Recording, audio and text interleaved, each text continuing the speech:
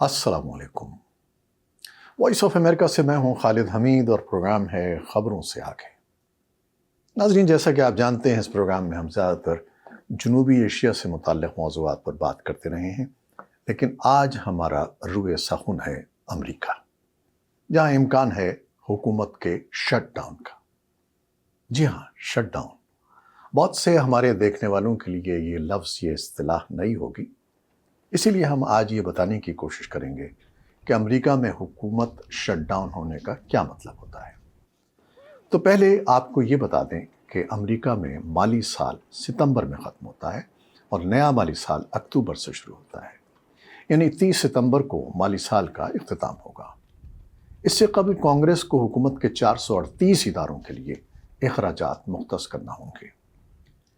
Shut down اسی صورت میں ہوتا ہے جب وفاقی حکومت اخراجات کے لیے کانگریس سے منظوری حاصل نہ کر پائے۔ دوسری جانب کانگریس اخراجات کے لیے وفاقی حکومت کی جانب سے لیے جانے والے قرضوں کی بالائی حد کا تعین بھی کرتی ہے، جس پر کچھ عرصے بعد بڑھانا پڑتا ہے۔ آپ جانتے ہیں کہ یہاں ایوان نمائندگان میں ریپبلکن جماعت کی اکثریت ہے اور ڈیموکریٹس اقلیت میں ہیں۔ ریپبلکن جماعت حکومت پر زور دے رہی ہے کہ وہ اخراجات میں کمی کرے۔ اگر قانون ساز نئے مالی سال کے آغاز سے قبل اخراجات کی منظوری نہیں دیتے تو یہ حکومتی ادارے معمول کے مطابق کام جاری نہیں رکھ پائیں گے اور کئی اداروں کے ملازمین بغیر تنخواہ لازمی رخصت پر بھیج دیے جائیں گے۔ اس صورتحال کو حکومت کی بندش یا شٹ ڈاؤن کہا جاتا ہے۔ تو اب یہ دیکھتے ہیں کہ امریکہ میں کاروباری حکومت اور عام لوگوں پر اس کے کیا اثرات ہوتے ہیں۔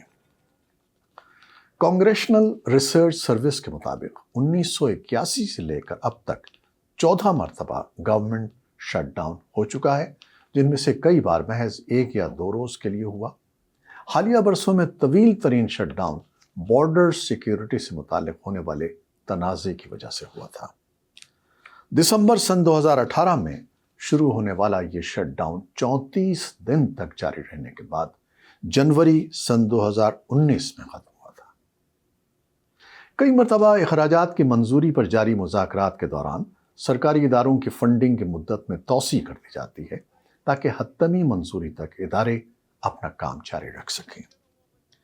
شٹ ڈاؤن کی صورت میں لاکھوں وفاقی ملازمین بغیر تنخواہ ملازمت سے لازمی رخصت پر چلے جاتے ہیں، جسے فرلو کہا جاتا ہے، اور جس کے نتیجے میں متعدد سرکاری کام رک جاتے ہیں۔ شٹ ڈاؤن کے باعث مالیاتی امور سے لے کر نیشنل پارکس میں کوڑا اٹھانے تک سرکاری خدمات متاثر ہوتی ہیں۔ ایسنشل سروسز یا ایسی سہولتیں جن کا جاری رہنا اور افراد جن کا کام کرنا ہر حال میں ضروری ہوتا ہے، ان ناگزیر کاموں سے منسلک اہلکاروں کو لازمی رخصت پر نہیں بھیجا جاتا، لیکن شٹ ڈاؤن ختم ہونے تک انہیں ادائیگیاں نہیں کی جاتی۔ ٹیکس جمع کرنے اور ڈاک کے محکمے جیسے ادارے اپنا کام جاری رکھتے ہیں۔ جو شٹ ڈاؤن محض چند دن تک جاری رہیں، ان کے اثرات عملاً بہت کم ہوتے ہیں۔ خاص طور پر اختتام ہفتہ پر ہونے والے شٹ ڈاؤن روزمرہ معمولات پر زیادہ اثر انداز نہیں ہوتے، لیکن اگر 2 ہفتے بعد بھی وفاقی ملازمین کو ادائیگیاں نہ ہوں تو اس کے نتیجے میں بڑے پیمانے پر معیشت پر اثر پڑتا ہے۔ مالیاتی سیکیورٹیز اور سرمایہ کاری کے امریکی ادارے گولڈمین سیکس کے مطابق شٹ ڈاؤن کے دوران ملک کی مجموعی پیداوار GDP براہ راست ہر ہفتے 0.15% کم ہوئی ہے۔ تاہم شٹ ڈاؤن ختم ہوتے ہی GDP میں ہفتہ وار اسی شرح سے اضافہ بھی ہو جاتا ہے۔ کانگریشنل بجٹ آفس کے مطابق سن 2018-19 میں ہونے والے شٹ ڈاؤن کے نتیجے میں امریکی معیشت کو $3 ارب کا نقصان برداشت کرنا پڑا تھا۔ اب یہ دیکھیے کہ اس سے نمٹنے کے لیے کیا اقدامات کیے جاتے ہیں۔ ہر وفاقی ادارہ اور محکمہ شٹ ڈاؤن کی صورت میں پیشگی منصوبہ بندی کرتا ہے، جس میں اس بات کا تعین کیا جاتا ہے کہ ملازمین کو ادائیگیوں کے بغیر بھی کام جاری رکھنا ہوگا۔ مالی سال سن 2018-19 کے دوران وفاقی حکومت کے 22 لاکھ ملازمین میں سے 8 لاکھ کو شٹ ڈاؤن کی وجہ سے عارضی طور پر फरलू किया गया था। व्हाइट हाउस के बजट ऑफिस ने ताहाल इस साल मुमकिना तौर पर मुतासिर होने वालों की तादाद बयान नहीं की है। शटडाउन की सूरत में आमतौर पर फ़ज़ाई सफ़र मुतासिर नहीं होता, ताहम आखिरी बार सन 2018 में होने वाले शटडाउन में ट्रांसपोर्टेशन सिक्योरिटी एडमिनिस्ट्रेशन ने इंतबाह जारी किया था कि एयरपोर्ट सिक्योरिटी में स्क्रीनिंग करने वालों की जानिब से बीमारी की दरखास्तों की शरह में इजाफा हो सकता है। ये भी वाज़ेह नहीं है कि अमेरिका की वफाकी हुकूमत के ज़ेर इंतज़ाम 63 नेशनल पार्क्स खुले रहेंगे या नहीं। सन 2013 में ओबामा हुकूमत के दौरान होने वाले शटडाउन के बाइस सिक्योरिटी खदशात की वजह से पार्क्स बंद हो गए थे, जिसके बाइस उन्हें $50 करोड़ का नुकसान हुआ था। सदर ट्रंप के दौर में सन 2018-19 के शटडाउन में नेशनल पार्क्स खुले रखे गए थे, ताहम उनमें बैतुल खला, इंफॉर्मेशन डेस्क और कचरा ठिकाने लगाने के काम को बंद रखा गया था।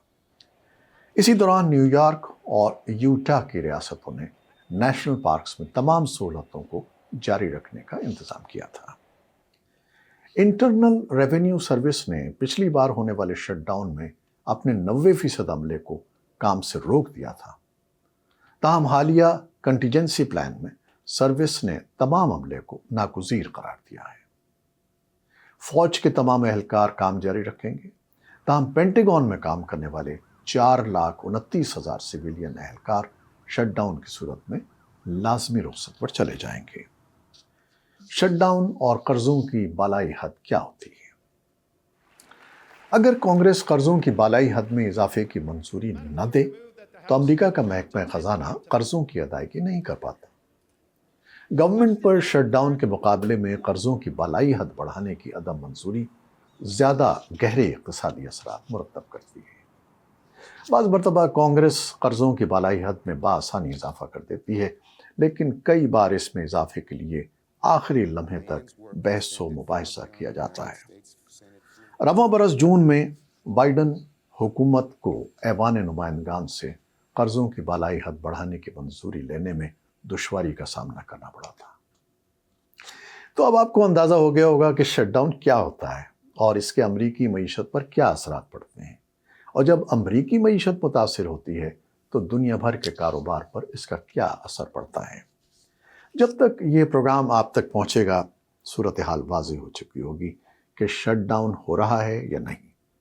अगर होता है तो कितने दिन चलता है। तो जनाब, ये हालात हैं दुनिया की सबसे बड़ी मईशत, सबसे बड़ी ताकत के। किस नतीजे पर पहुँचे आप, बताइएगा, इंतज़ार रहेगा। खालिद हमीद को अब इजाज़त दीजिएगा। अल्लाह हाफ़िज़।